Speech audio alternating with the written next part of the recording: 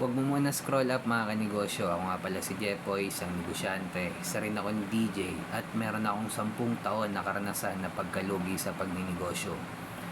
Bukod sa business mga kanegosyo, gusto ko rin matuto tayo about women nature. Kasi naniniwala ako, isa sa mga magpapabagsak ng empire na binibuild natin, ambition natin, dream natin, ay ang maling pagpili ng magiging kapartner nating babae.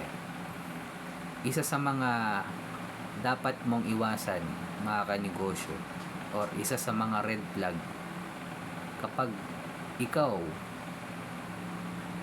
ay bata pa, limbawa 23 ka pa lang, 22, tapos ang magkukunin mong kapartner ay 35 years old, 34 years old na babae, nako mga kanegosyo, mali yan.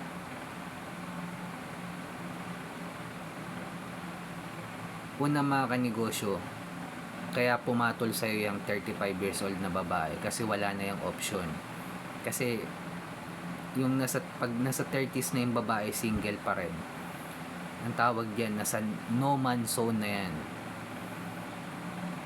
Kumbaga hindi na yan makakakuha ng high value na lalaki. Kaya pipiliin nila. Although sabi nila ngayon, kasi tayong mga lalaki, meron tayong pride na once na makadagit tayo ng mga 30s na babae, parang may pride tayo na ang astig ko, na nadagit ko yun, nadali ko yun. May ganon tayong pride eh. Pero pagdating sa long term, ibig sabihin, pagdating sa itong 35 years old ba, napapakasalan mo ba to? Aanakan mo ba to? Doon pa lang sa pag-aanak eh, mahihirapan na sila doon mga kanegosyo. Hirap na sila magbuntis niyan, mga 35, 34, hirap na sila magbuntis niyan. Siyempre pag long term, pagdating mo ng 30, ilang taon na sila noon? 40 plus, 45. Kaya mali ang pagkuha ng kapartner.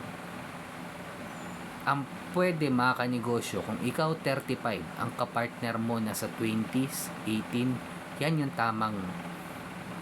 tamang magpartner. Kasi ang prime ng lalaki is 30s eh. Ang prime ng babae is 18 to 24 na lang ngayon, 18 to 25. Ayan yung tama. Kaya ingat tayo mga kanegosyo. Peace.